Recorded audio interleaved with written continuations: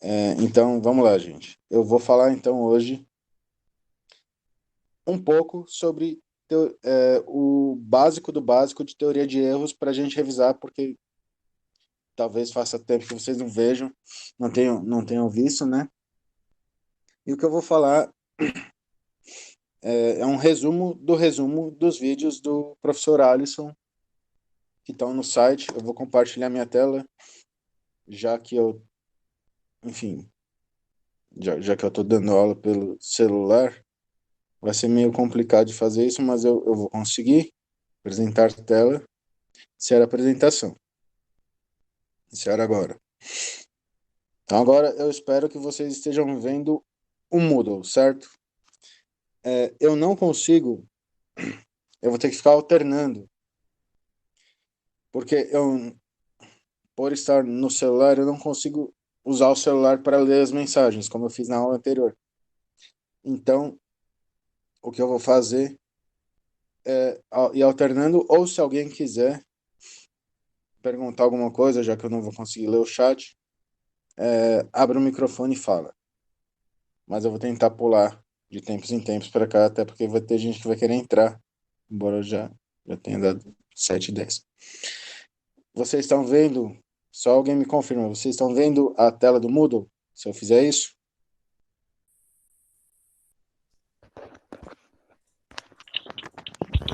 Sim, professor.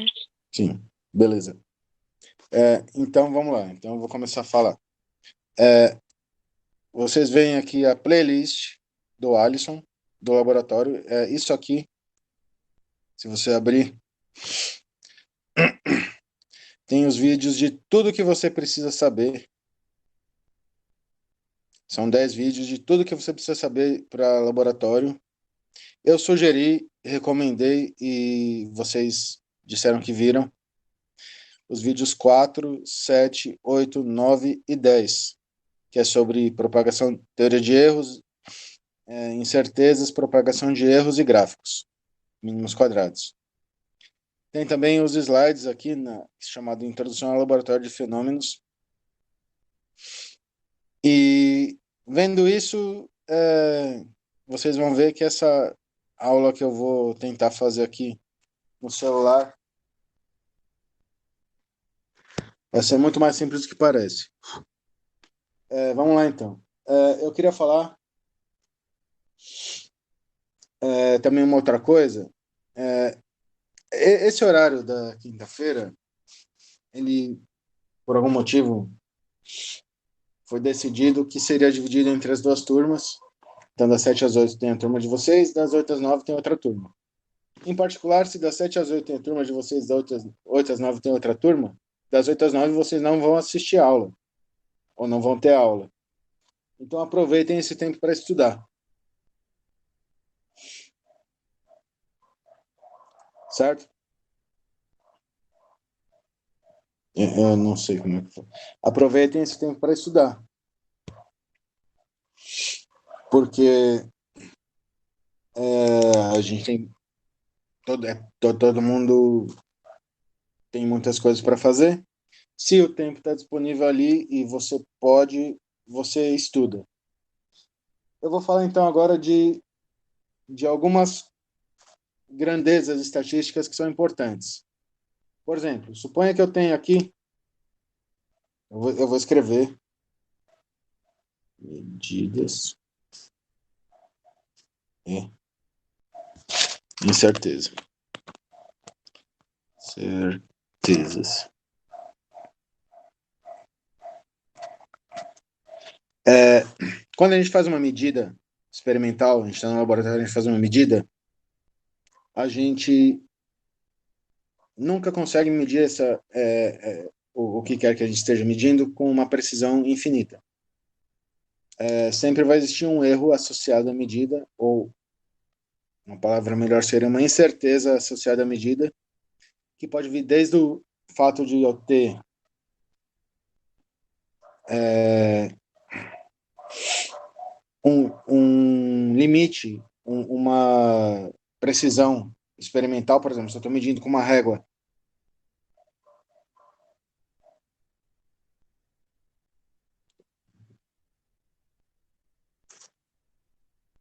Se eu estou medindo com uma régua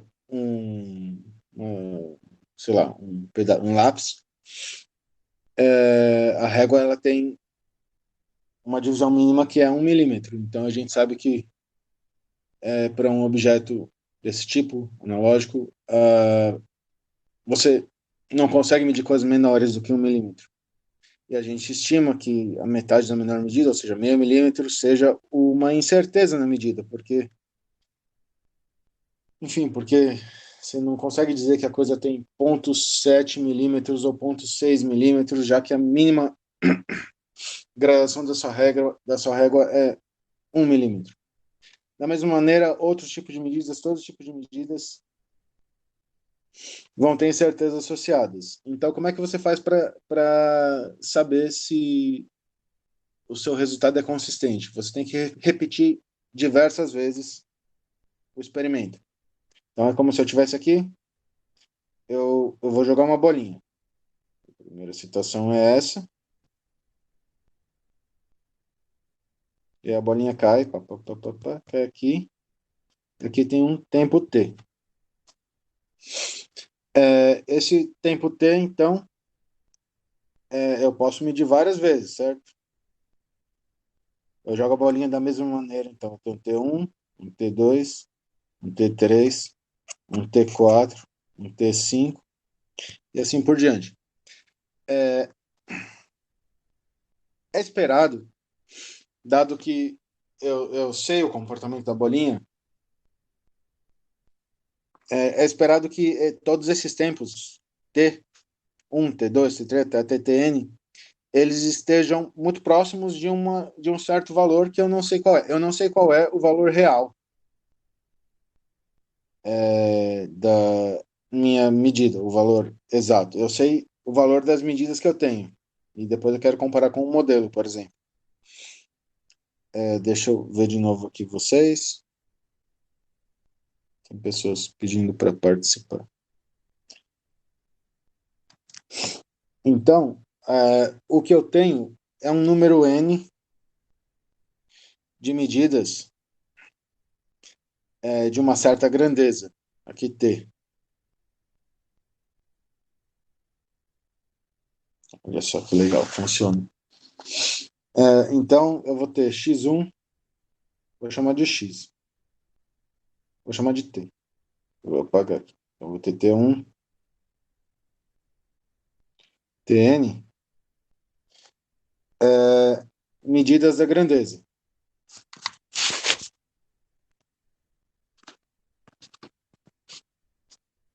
De uma grandeza.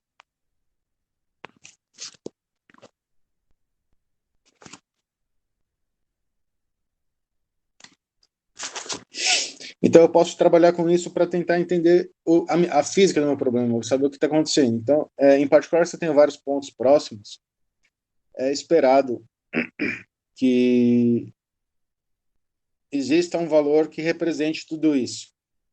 E esse valor, então, é a média. Opa, média, média. Então, eu faço T barra.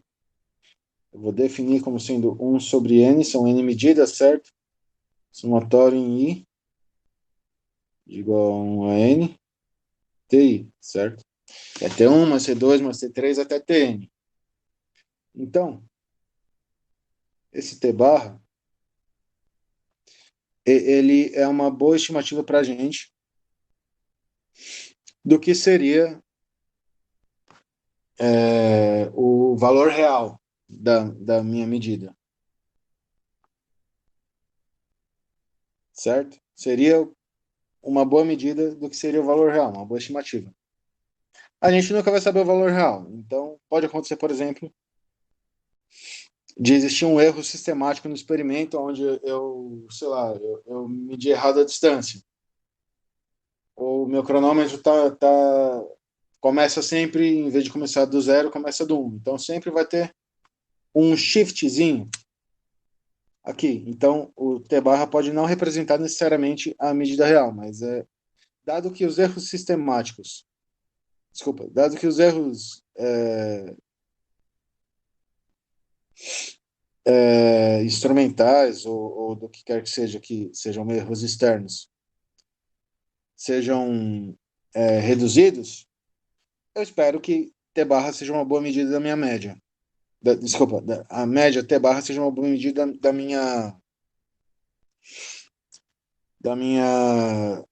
do valor real, pelo menos represente o valor real. Mas a gente, como eu falei para vocês, cada grandeza tem um erro de medida. Por exemplo, se eu medi N vezes o tempo que a bolinha caiu e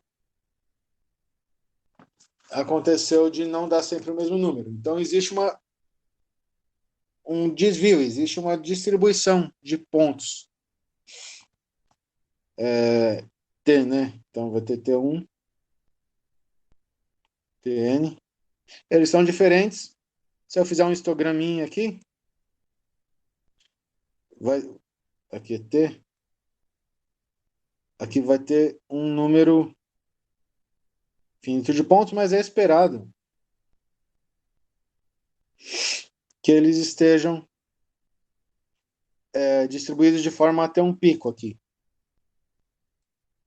Pico, certo? Mas existe um certo desvio aqui. Se eu chegar aqui, eu posso considerar aqui que existe uma largura nessa distribuição. E como é que eu determino essa largura? Não vem ao caso no momento dizer como, mas o que vem ao caso é dizer que existe uma quantidade que eu vou chamar de desvio padrão da média, que é mais ou menos uma medida dessa largura que está em verde. E essa quantidade, então, eu vou chamar de sigma, T, que, por definição, é isso daqui. Menos 1, somatório em I. Eu já tenho T médio, certo? Isso aqui é TI menos T médio quadrado. É esse quadrado. Da onde vem isso? Não vem ao caso no momento. Mas isso aqui, quando vocês fizerem um curso de introdução à estatística, probabilidade, é uma boa medida da largura da distribuição de pontos. Seria a meia largura, vamos dizer assim. Seria isso daqui. Esse tantinho aqui seria sigma. Então, muito bem. Vocês estão me acompanhando? Deixa eu ver se vocês estão me acompanhando. Vocês estão me acompanhando. Muito bem. É, a aula vai ser rápida, depois eu abro para perguntas.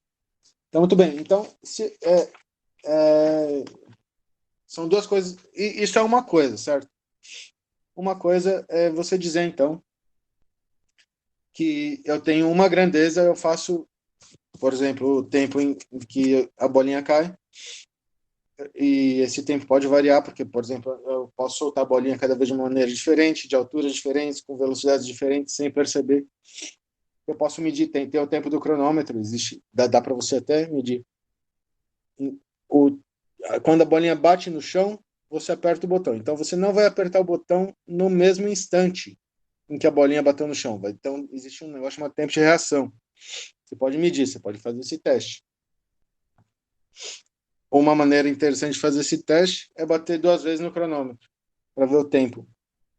Mas, enfim, não importa. O que é importante é que você tem uma variação nas medidas, e isso te dá, então, voltando aqui, você pode definir uma média, que seria o mais próximo do valor real, mas como é um número grande de medidas, você sempre vai ter aqui um desvio, certo? De modo que a medida, resultado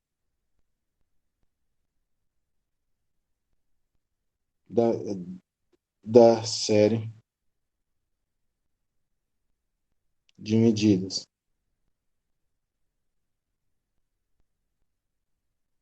Eu vou representar isso aqui como T barra mais ou menos sigma T. Onde T barra, então, agora é a minha média e sigma T eu vou chamar de meu erro. Erro, né? Ou incerteza na medida. Certo? Isso aqui é a média. Então, vocês estão vendo direito os slides aqui que eu estou escrevendo? Sim, sim. Sim, beleza. Para quem chegou depois, a minha internet caiu, continua caída, e eu estou dando aula pelo celular com um aplicativo que eu baixei aqui que permite fazer esse tipo de coisa. Não é o ideal, mas é o que a gente tem para hoje. Professor, tem Oi. alguns computadores que reconhecem quando a gente faz roteamento da nossa internet. Não sei se é possível. É, até é possível. Eu cheguei a pensar nisso, mas eu queria usar essa lousa no computador e, enfim, e eu não consegui usar. Eu ia usar o celular como uma lousa, né? Ah, entendi. Mas, e aí eu conseguiria falar, mas se eu rotear, eu não consigo usar a tela do meu celular para apresentar nada. Ah, Então, entendi. eu vou pensar direito o que fazer, talvez eu vá para tecnologias mais avançadas, mas foi meio corrido, mas foi no meio da tarde que acabou que caiu a internet, eu não estava esperando. Não, sem problemas, professor. Dando para entender, sim. Tá? Não, o importante é que vocês entendam. Depois Sim. vejo o que eu faço. Aí, o que acontece agora? Eu falei da parte de quando vocês medem uma grandeza,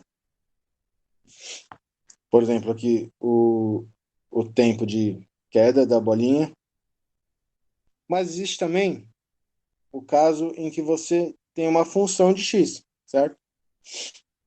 O caso em que você tem, em vez de você medir sempre a mesma grandeza, você varia no tempo, como vocês já fizeram, por exemplo, no termistor, vocês fizeram fenômenos térmicos. Imagina, no termistor você vai variando a quantidade de água e você vai percebendo que você mede a temperatura e muda a resistência do. Não sei se vocês fizeram fenômenos eletromagnéticos, mas muda a resistência do, do seu termistor. Então, muitas vezes você quer saber como é que, dado uma série de medidas, por exemplo, da temperatura, ou no nosso caso poderia ser de corrente elétrica, como que a incerteza, numa certa medida, vai influenciar na incerteza de uma outra grandeza que depende dessa medida. Eu vou deixar. Isso aqui se chama propagação de erros.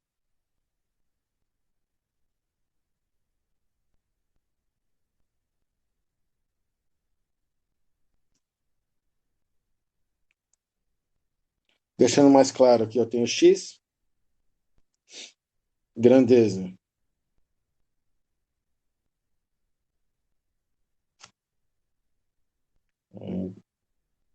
Grandeza física.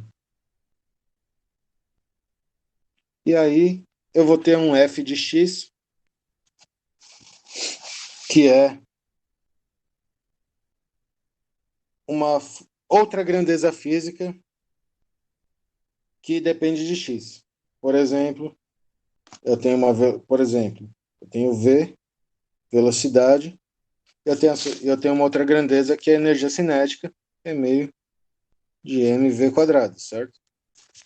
Então eu tenho v, que é Velocidade, eu posso fazer diferentes medidas da velocidade conforme o corpo anda, e eu posso associar a ela uma energia cinética, que é meio de mv quadrado.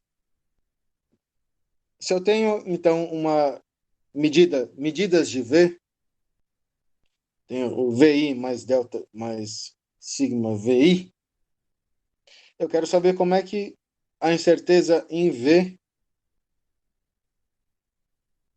como é que a incerteza em X vai para a incerteza de f de x. Ou seja, como é que a incerteza em V, por exemplo, vai para a incerteza de energia cinética. E isso é... Como é que a gente vê? Eu tenho, então, f de x. Vocês viram cálculo, certo? Então, a diferencial de f, por definição, é df dx,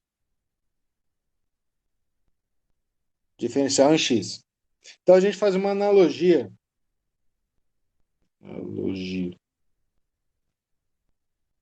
Faz uma analogia com isso daqui, vocês vão ver. Então, eu vou chamar a incerteza em f vai ser dada por df dx, módulo de df dx, que multiplica a incerteza em x, certo? Ou seja, se eu tiver uma medida que tem uma incerteza sigma x, eu tiver uma função f de x, que é uma outra grandeza física, a incerteza em f, se vocês olharem aqui para diferencial e para expressão aqui para o erro, é mais ou menos a mesma coisa. Uma vem da outra de uma maneira. Uma se baseia na outra. Então, agora o que eu tenho, por exemplo, energia cinética lá, eu tenho então que o sigma E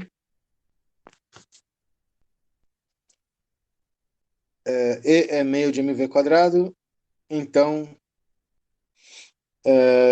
dE, dV é meio de 2m, 2v, então isso aqui é mv sigma v, certo? Se eu não errei a conta, é isso. mv sigma v. Então, se você olha aqui, porque E é meio de mv quadrado. Então, por exemplo, aqui, se eu tenho erros na medida de velocidade, se eu quiser medir velocidade e trabalhar com uma grandeza, por exemplo, energia cinética, aqui eu vou ter que olhar para o sigma E. Então, eu teria V mais ou menos sigma V, e trabalhando com energia, eu vou ter E mais ou menos sigma E, onde sigma E é dado para essa expressão. Que se vocês notarem, não é constante. Pode depender da velocidade. Ou seja, se eu meço VI aqui, o sigma E dado para um VI é diferente de um sigma E para um VJ. Cada medida vai ter um coeficiente diferente aqui. Depende de V. Depende de V. Certo? Muito bem. Mas o caso que vocês vão precisar provavelmente é outro. O caso que vocês vão precisar é o caso em que a função é uma função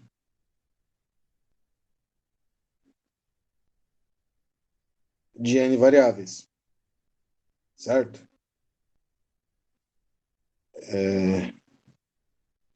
E aí, eu teria aqui meu df vai ser del f. Vocês viram derivadas parciais, certo? Dx1 mais del f del xn dxn.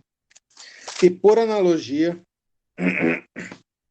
a gente vai escrever então agora aqui o meu sigma f vai ser a raiz quadrada Antes era um módulo, certo? Agora a gente tem que considerar todos os termos. Então, del F é o x1 quadrado, sigma x1 quadrado. Se fosse só isso daqui, né, daria um módulo. Mas eu tenho que somar a contribuição dos erros, das incertezas em todas as minhas coordenadas, todas as minhas grandezas x1 até xn. E eu não posso somar linearmente, eu tenho que somar os quadrados porque eu quero que cada contribuição seja sempre positiva. Se eu tenho uma incerteza, ela vai sempre aumentar a incerteza em f. É por isso que então eu faço isso daqui, eu vou somar sempre ao quadrado, del f. É o xn quadrado, sigma xn quadrado. É isso. Certo? Isso daqui então, deixa eu ver se está certo.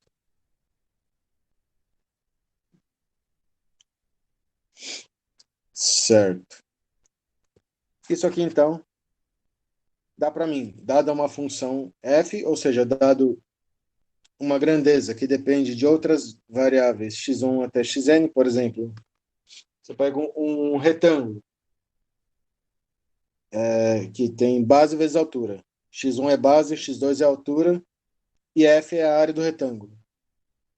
Então, a área do retângulo depende da base e da altura. Se existem incertezas na base e na altura, no comprimento da base e na altura, vai ter associado isso uma incerteza na área do retângulo. E esse é o jeito de calcular. Isso tudo está nos slides do Alisson, de uma maneira bastante mais clara. Os vídeos que vocês viram são muito mais claros. Eu estou falando rápido, mas a minha ideia, então, agora, é falar de uma coisa que eu não vi nos vídeos, mas que é uma coisa que é muito cobrada de vocês e às vezes vocês têm dificuldade, que é quando você tem um gráfico e você quer ajustar o gráfico por uma reta. Só que às vezes o seu gráfico não é uma reta. E aí você fica perdido, certo? Linearização de gráficos.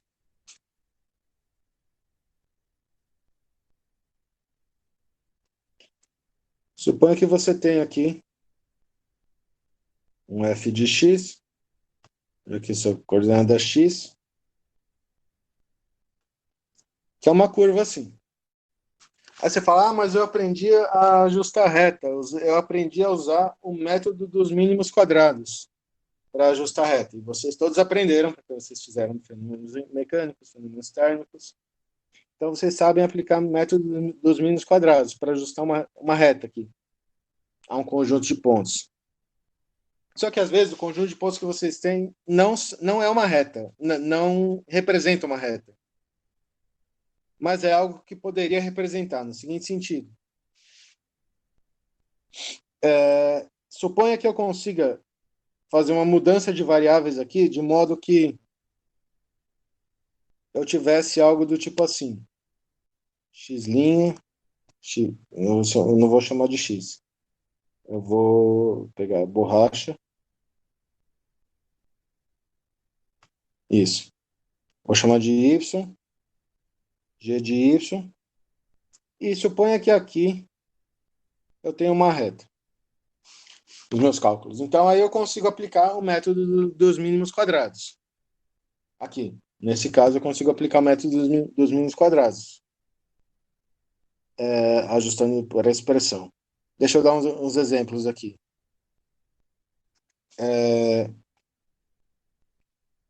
Suponha que eu tenha f de x como sendo um a vezes a exponencial de bx. Isso aqui claramente não é linear, certo? Não dá para ajustar reta nisso daqui. Não dá para ajustar reta nisso daqui. Então, como é que eu faço? Isso aqui que eu vou fazer agora é uma pergunta. E a pergunta exige resposta. Como é que eu faço para transformar isso daqui numa função linear. Eu vou aqui, vejo aqui e espero vocês responderem. X quadrado. Não entendi, Antônio. Eu tenho f de x, a elevado a bx. A vezes exponencial de bx. Isso aqui é uma exponencial. Eu quero transformar isso numa reta. Eu sei aplicar método dos mínimos quadrados numa reta.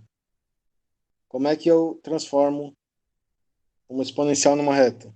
Passo ln. Isso. O ln, ele é um negócio que ajuda muito nesses casos. Por quê? Porque aí... E ln, presta atenção, gente. Ln o logaritmo é sempre o logaritmo de um número.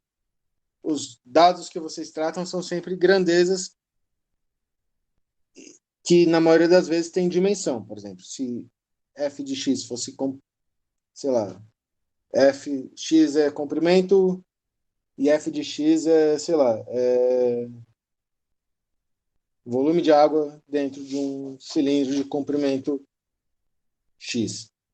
F tem dimensão de volume. Você não pode tirar ln de volume. Você não pode tirar ln assim que você não pode elevar um número dimensional com exponencial, você não pode tirar ln de uma grandeza com dimensões.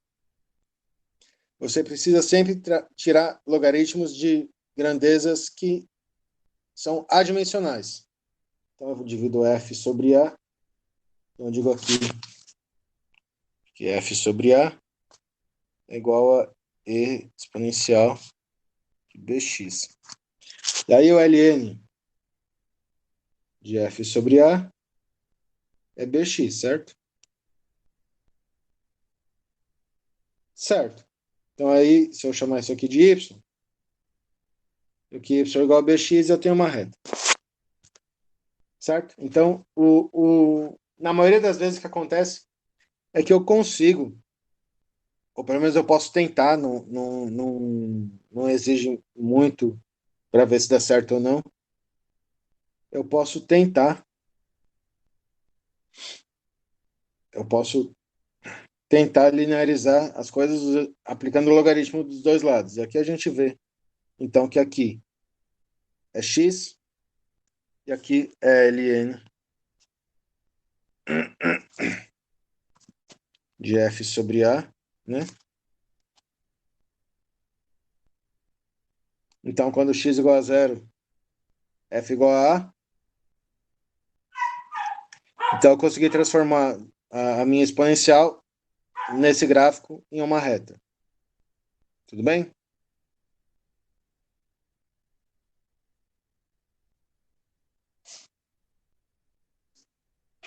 Tudo bem. Da mesma maneira, isso aqui, a maioria dos casos que vocês vão encontrar são esses, certo? Da mesma maneira, se eu pegar um polinômio, não é um polinômio, certo? É um f de x, f0, x sobre x0, elevado a alfa. A alfa é uma letra ruim porque parece 2, é minha letra feia. Elevado a b. Então, de novo, isso aqui é uma lei de potência, isso daqui não é linear. Se eu passar o lugar, então, o logaritmo, só que o x pode ser de novo comprimento e f pode ser, por exemplo, velocidade ou volume ou qualquer coisa que tem dimensão. Logaritmo tem que ser tirado de coisas que não têm dimensão, coisas que são adimensionais. Então, aqui eu posso fazer f sobre f0 igual a x sobre x0 elevado a b, certo? E notem que x sobre x0 também é adimensional, certo? São duas grandezas de mesma dimensão. Aqui são duas grandezas, o f também são duas grandezas de mesma dimensão, mas aqui está elevado a b. Eu quero que isso vire uma reta. Então, ln de f sobre f0 igual a b ln de x sobre x0. certo?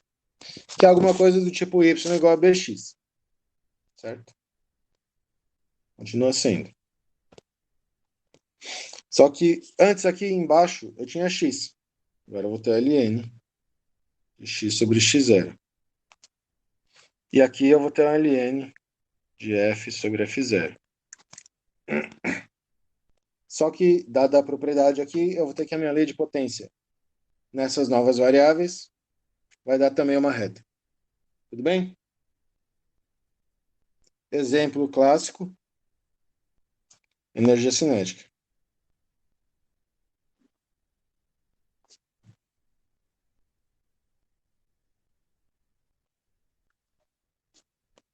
Então, E ao meio de mv quadrado. Então, E sobre 1 é 0 ao meio de m v sobre v0 ao quadrado, onde v0 e e0 são o valor de e e o valor de v para um certo instante. Então, daqui, eu vou tirar aqui ln de e. Vou fazer bonitinho, vou fazer assim. Bonitinho, eu digo, fazer isso daqui.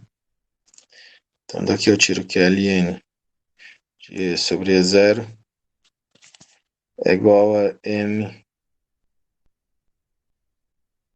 ln de v sobre v0. Eu linearizei a minha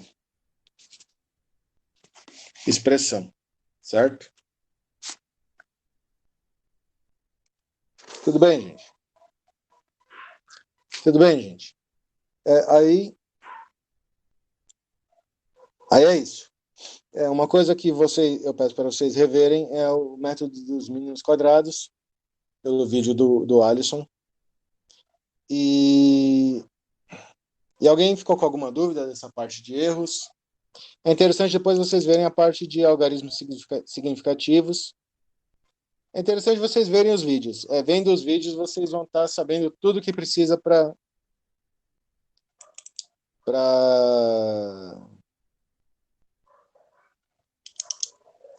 poder fazer análise de dados experimentais de vocês. Eu esperava fazer uma aula mais organizada, ou pelo menos com... Mas enfim, de novo, a minha internet caiu, eu estou no 4G de celular, estou escrevendo no celular. Eu acho que foi o melhor que eu consegui fazer, dadas as circunstâncias. Eu espero que vocês tenham aproveitado. Vocês querem fazer alguma pergunta?